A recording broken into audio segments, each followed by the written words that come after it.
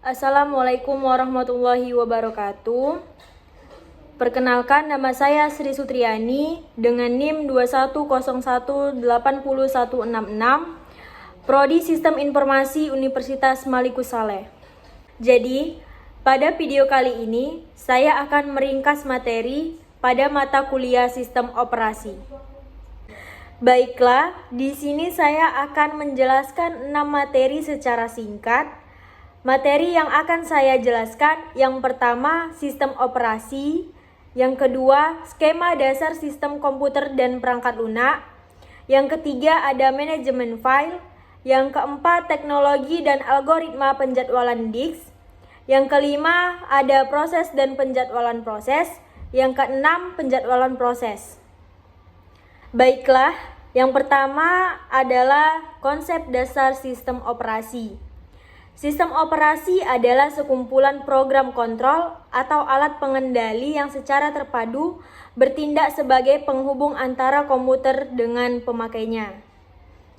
Tujuan sistem operasi yang pertama ialah A. Untuk membuat komputer lebih mudah dan nyaman untuk digunakan.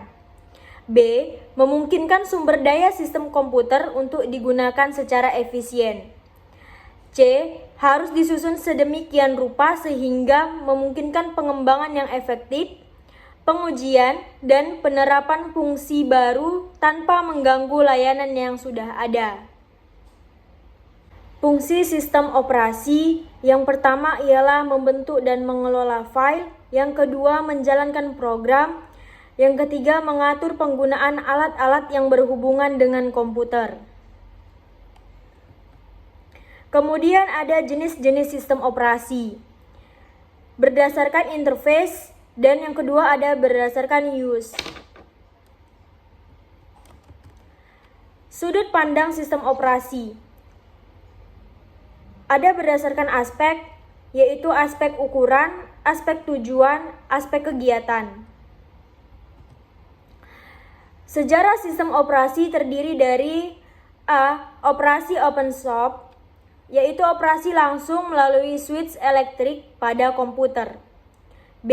Operasi driven shop, yaitu admin mengelompokkan job berdasarkan jenis program dan dieksekusi sesuai jenis program yang dikoding melalui punched card secara sequence. C. Ada operasi offline, yaitu job yang dieksekusi akan disimpan dalam media offline sebelum dieksekusikan komputer. D. Ada operasi penampung. E. Operasi spool, bertindak sebagai buffer dan mampu menerima proses meskipun belum dikerjakan. Contoh printer. F. Operasi berbagi waktu. G. Operasi olahan segera. Kemudian sejarah DOS, Windows, Linux tahun 2008. Tidak seperti halnya Vista yang membutuhkan spesifikasi tinggi, 3D desktop di Linux muncul dengan spesifikasi komputer yang sangat ringan. Era hadirnya teknologi 3D desktop di Indonesia ditandai dengan hadirnya sistem operasi 3D OS yang dikembangkan oleh PC Linux. Ada beberapa versi yang disediakan, yaitu versi 3D OS untuk pengguna umum serta versi distro warnet Linux dan Game Center Linux. Kelas sistem operasi. Kelas pertama yaitu pemakai tunggal. Kelas kedua yaitu operasi berbentuk tumpukan. Kelas 3, operasi olahan segera atau real time. Kelas 4, operasi multiproses. Kelas 5, operasi berbagi waktu dan multiprogramming. Kelas 6, operasi tersebar. Faktor sistem operasi. Yang pertama, faktor prosesor. Yang kedua ada faktor pemakai. Ketiga, faktor waktu kerja, faktor gabungan faktor.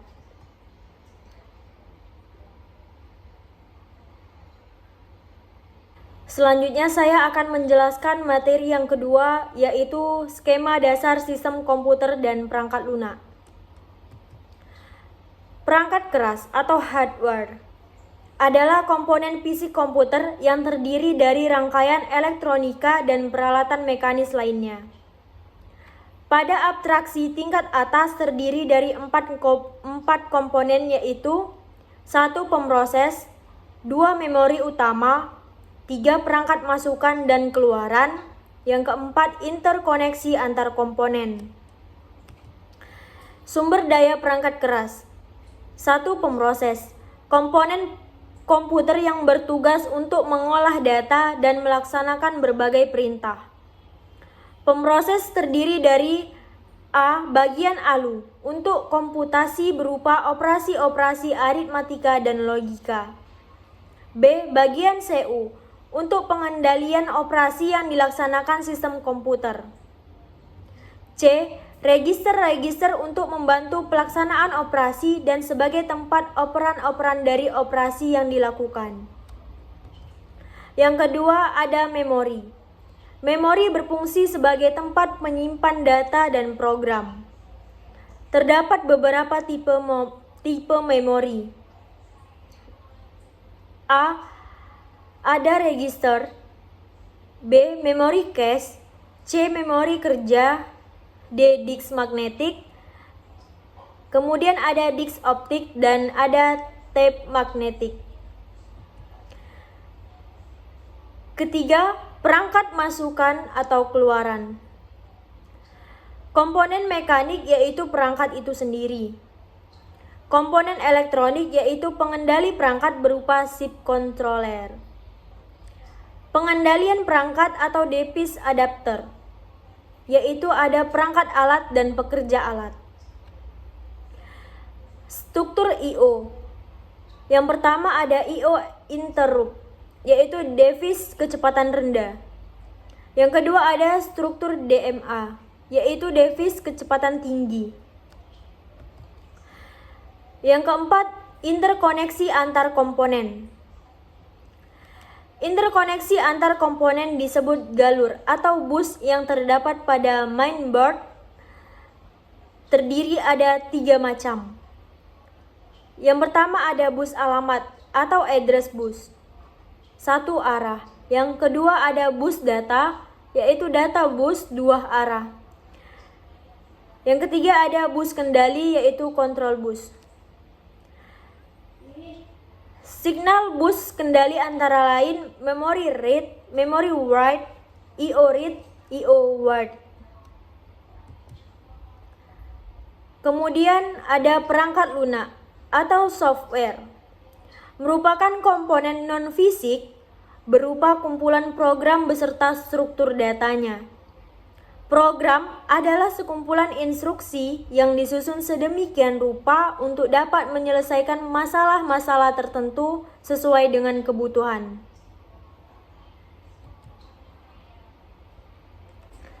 Selanjutnya saya akan menjelaskan materi yang ketiga, yaitu manajemen file. Sistem manajemen file. Pengertian file abstraksi penyimpanan dan pengambilan informasi di disk. Sifat file. Yang pertama ada persistent, atau informasi dalam file tetap ada walaupun catu daya dimatikan. Yang kedua ada size shareability, yaitu digunakan oleh banyak proses secara konkuren. Sasaran dan fungsi sistem manajemen file. Sasaran memenuhi kebutuhan manajemen data bagi pemakai. Menjamin data pada file adalah valid. Optimasi kinerja. Menyediakan dukungan atau masukan beragam tipe penyimpanan. Meminimalkan potensi kehilangan data. Fungsi manajemen file.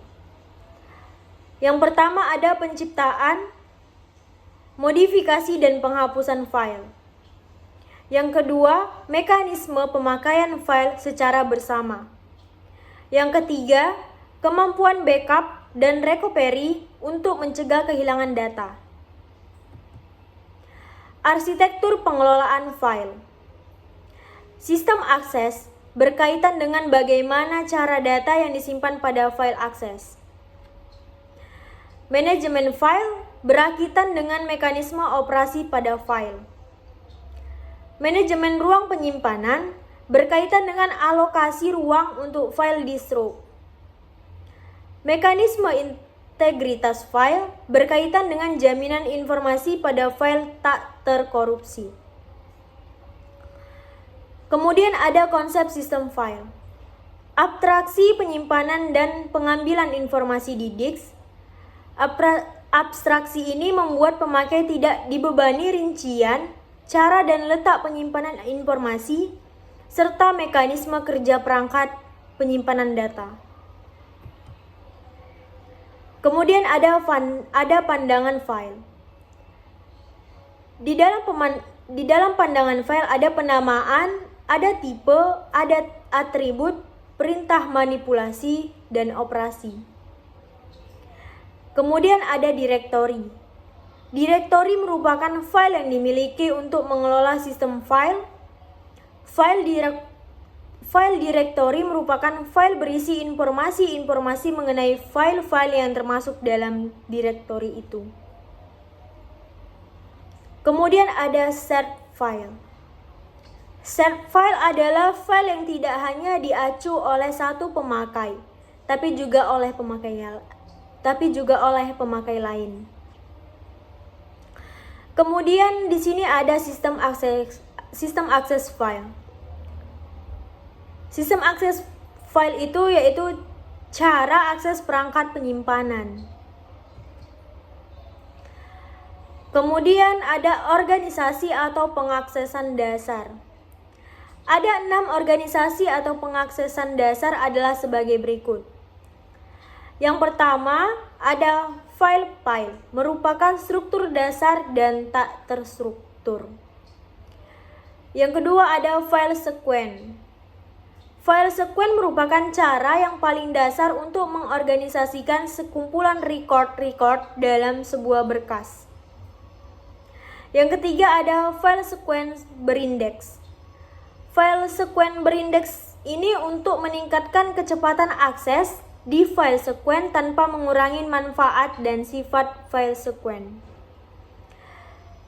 Yang keempat ada file berindeks majemuk. Yang kelima ada file berhash. Yang keenam ada file cincin.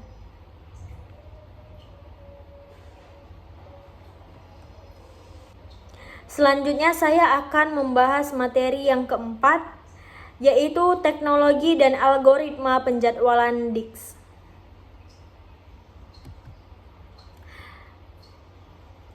Yang pertama ada magnetic disk. Magnetic disk merupakan penyimpanan sekunder berbentuk bundar dengan 2 permukaan magnetik. Kemudian ada jenis head. Jenis head dibedakan atas. Yang pertama fixed head disk, menempati tiap-tiap track satu head sehingga mempercepat proses pembacaan dan perekaman. Yang kedua ada moving head disk, hanya memiliki satu head yang berpindah-pindah mengakses dari satu track ke track lain. Kemudian ada teknologi hard disk.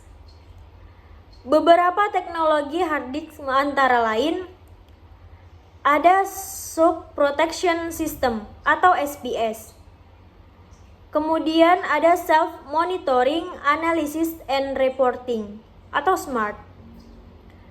Yang ketiga ada Solid State Disk atau SSD. Yang keempat ada Magnetor System atau IMR. Yang kelima ada Partial Response Maximum Likelihood atau PRML.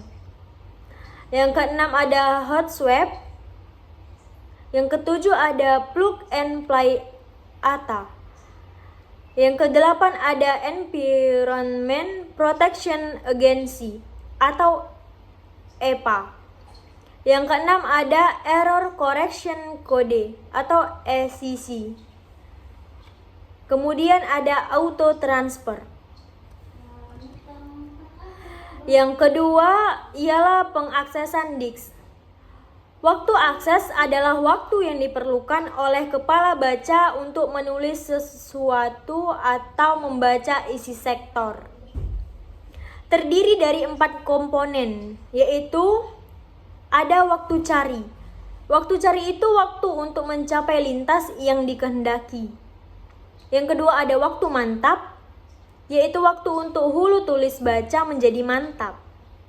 Yang ketiga ada waktu latensi, yaitu waktu untuk mencapai hulu tulis baca. Dan yang keempat ada waktu salur, waktu untuk menulis atau membaca isi sektor, serta gabungan waktu, yaitu waktu inquiry dan waktu pemutakhiran atau pergantian. Kemudian di sini ada rumus pengaksesan hard disk. Rumus menghitung waktu cari yaitu buka kurung Tn sama dengan B dikali N ditambah S. Keterangannya Tn itu waktu cari, B waktu yang diperlukan untuk melewati satu lintas, N itu banyaknya lintas atau silinder yang akan dilewati, S itu waktu mantap hulu tulis baca. Rumus menghitung rata waktu cari yaitu T buka kurung RER sama dengan W dikurang 1 per W dikali S ditambah B buka kurung W tambah 1 per 3. Nah, W itu banyaknya lintas pada disk atau disket. B, waktu yang diperlukan untuk melewati satu lintas. S itu waktu mantap hulu tulis baca. Rumus menghitung rata waktu latensi, yaitu ada R per 2 dikurang R per 2M. Nah, R itu waktu rotasi, M banyaknya sektor perlintas. Di dalam waktu salur, kita kenal terdapat dua waktu yaitu waktu baca atau R per M dan waktu tulis R. Pengaksesan lintas disk pada sistem multi-olah. Terdapat 7 algoritma pengaksesan disk. Yang pertama ada algoritma pertama tiba pertama dilayani atau PTPD. Yang kedua algoritma pick up. Yang ketiga ada algoritma waktu cari terpendek dipertamakan atau WCTD. Yang keempat ada algoritma loop. Yang kelima ada algoritma circular loop. Yang keenam algoritma scan. Yang ketujuh ada algoritma circular scan. Selanjutnya saya akan menjelaskan materi yang kelima, yaitu proses dan penjadwalan proses. Penjadwalan proses. Penjadwalan proses merupakan kumpulan kebijaksanaan dan mekanisme di sistem operasi yang berkaitan dengan urutan kerja yang dilakukan sistem komputer. Penjadwalan bertugas memutuskan proses harus berjalan, kapan dan berapa lama proses itu berjalan.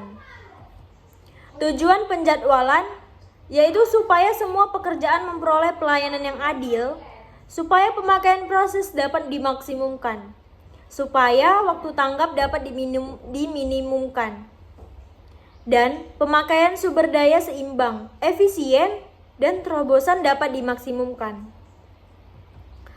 Tipe-tipe penjadwalan. Yang pertama ada tipe penjadwalan jangka pendek. Bertugas menjadwalkan alokasi pemroses di antara proses-proses ready di memori utama. Penjadwalan dijalankan setiap terjadi pengalihan proses untuk memilih proses berikutnya yang harus dijalankan. Yang kedua ada tipe penjadwalan jangka menengah, yaitu proses status ready, running, waiting, dan ready. Kemudian ada tipe penjadwalan jangka panjang, Tipe penjadwalan jangka panjang ini bekerja terhadap antrian batch dan memilih batch berikutnya yang harus dieksekusi. Batch biasanya adalah proses-proses dengan penggunaan sumber daya yang intensif, yaitu waktu pemroses, memori, perangkat masukan atau keluaran. Program-program ini berprioritas rendah, digunakan sebagai pengisi agar pemroses sibuk. Kemudian ada penjadwalan proses. 3 istilah yang digunakan pada penjadwalan proses. Yang pertama ada istilah antrian.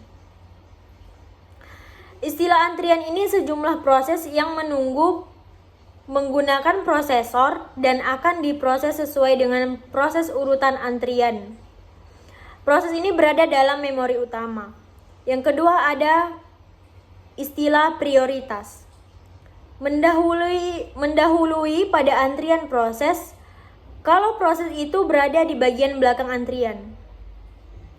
Maka dengan pemberian prioritas, proses itu langsung berada di bagian paling depan pada antrian itu sambil menunggu sampai kerja proses itu selesai.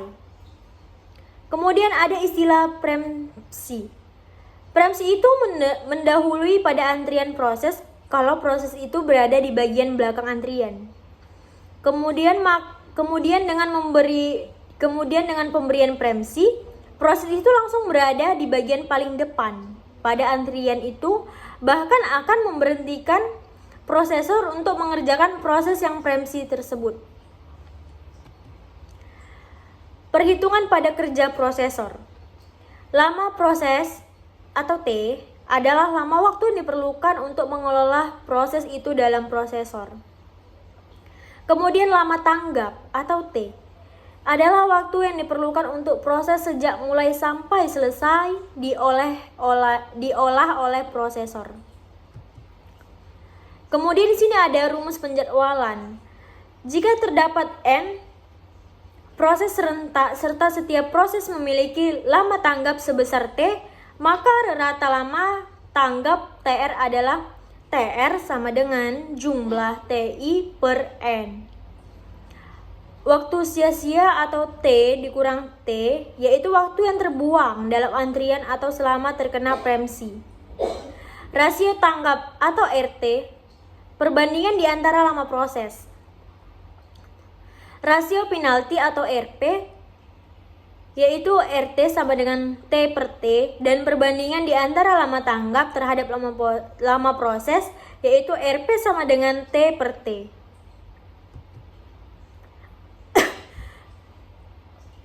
Kemudian ada algoritma penjadwalan pertama dilayani atau PTPD atau FCPS atau FIFO. Penjadwalan tanpa prioritas tanpa preempsi ini proses yang tiba lebih dahulu akan dilayani. Jika tiba pada waktu yang bersamaan akan dilayani sesuai dengan urutan pada antrian. Contoh algoritma PTPD atau FCPS atau FIFO yaitu nama prosesnya A, saat tiba 0 lama proses itu 4. Proses B saat tiba 1 lama prosesnya 7. Proses C saat tiba 3 lama proses 3. Proses D saat tiba 7 lama proses 8. Penyelesaian algoritma PTPD FCFS atau FIFO yaitu proses A saat tiba 0 lama proses 4, saat mulai 0, saat rampung 4 lama tanggap 4.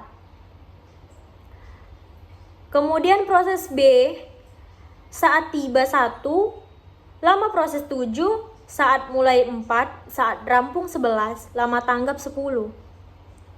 Kemudian proses C saat tiba 3, lama proses 3, saat mulai 11, saat rampung 14, lama tanggap 11. Kemudian proses D saat tiba 7, lama proses 8, saat mulai 14, saat rampung 22, lama tanggap 15. Jadi jumlahnya itu 40, ratanya 10.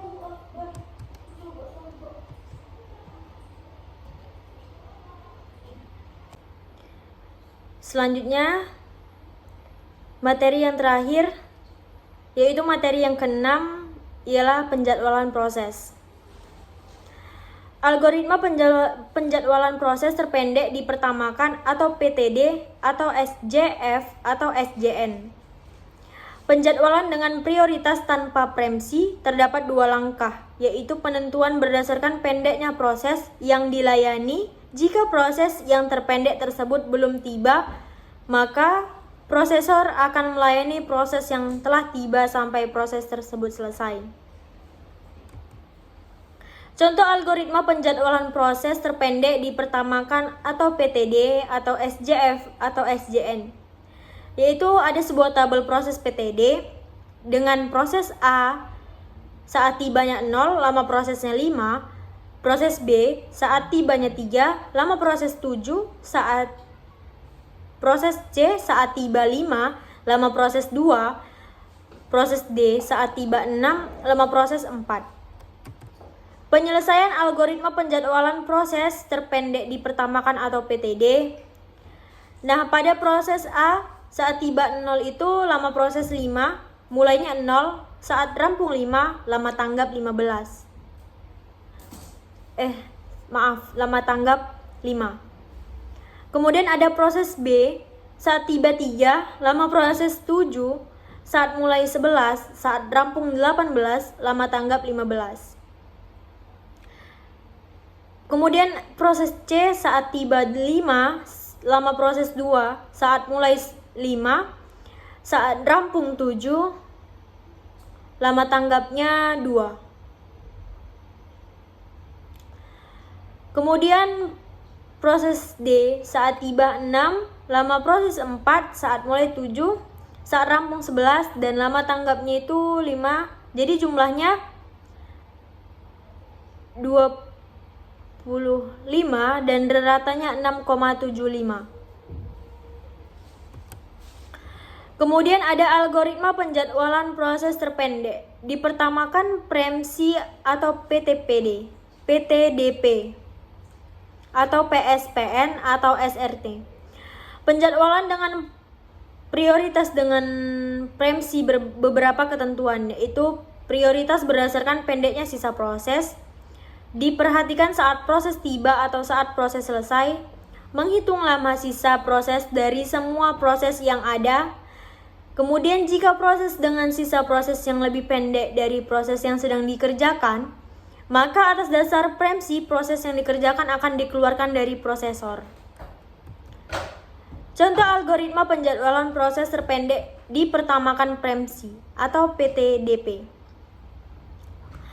Nama prosesnya di situ ada sebuah tabel, dan kemudian ada proses A-nya saat tiba 0, lama proses 7, proses B saat tiba 2, lama proses 3, proses C saat tiba 4, lama proses 9, kemudian saat lama proses D saat tiba 5, lama proses 4,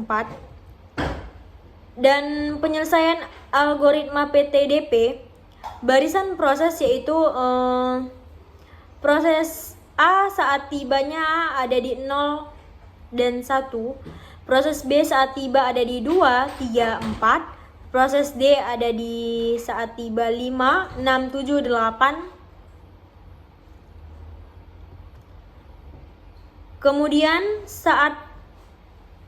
proses A saat tiba ada di 10, 11, 12, 13. Kemudian proses C saat tiba ada di 14, 15, 16, 17, 18, 19, 20, 21, 22. Penyelesaian algoritma PTDP atau PSPN atau SRT yaitu ada sebuah tabel PTPD. Nama prosesnya itu ada proses A saat tiba 0, lama proses 7, saat mulai 0, saat rampung 14, lama tanggap 14. Proses B saat tiba 2, lama proses 3, saat mulai 2, saat rampung 5, lama tanggap 3. Proses C saat tiba 4, lama proses 9, saat mulai 14, saat rampung 23, lama tanggap 14. Proses D saat tiba 5, lama proses 4, saat mulai 5, Saat rampung 9, lama tanggap 4. Jadi jumlahnya itu ada 40 dan ratanya itu 10. Algoritma penjadwalan rasio penalti tertinggi dipertamakan atau RPTD atau HPRN. Penjadwalan dengan prioritas tanpa premsi. Ketentuannya di sini ada prioritas berdasarkan besarnya nilai rasio penalti. Rumus rasio penalti sama dengan RP sama dengan buka kurung S tambah T tutup kurung per T. S itu waktu sia-sia atau saat selesai sampai dengan saat tiba. Kemudian T lama proses.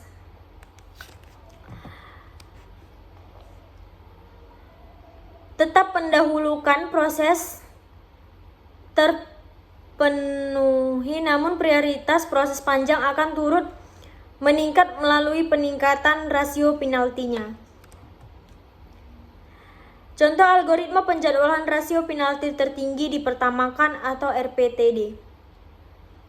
Nama prosesnya ada proses A, saat tiba 0 lama proses 4. Proses B, saat tiba 1 lama proses 2. Proses C, saat tiba 2 lama proses 5. Proses D, saat tiba 3 lama proses 8.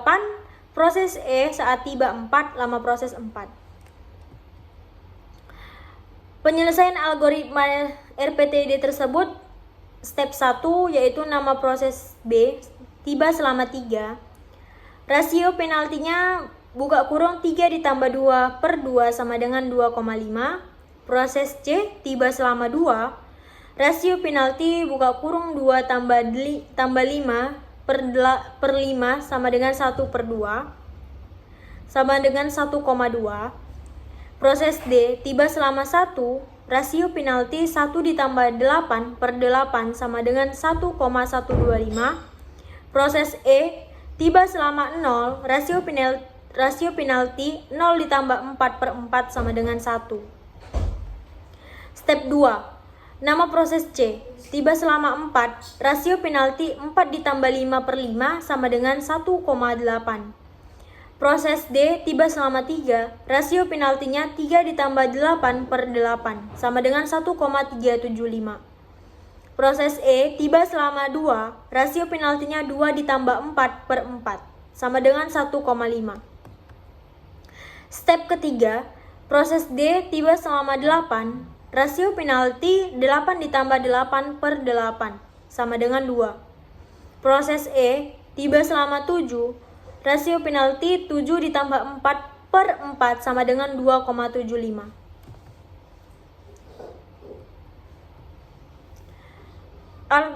Algoritma penjadwalan putar gelang atau round robin. Penjadwalan tanpa prioritas dengan premsi dengan ketentuan kuantum waktu. Waktu yang digunakan oleh prosesor untuk melayani setiap proses, yaitu proses berdasarkan antrian. Kemudian proses akan melayani sesuai dengan kuantum waktu yang sudah ditentukan. Di sini ada contoh algoritma penjadwalan putar gelang atau round robin atau time slice. Proses A saat tiba 0, ada sebuah tabel. Kemudian ada proses A saat tiba 0 lama proses 5. Proses B saat tiba 2 lama proses 3.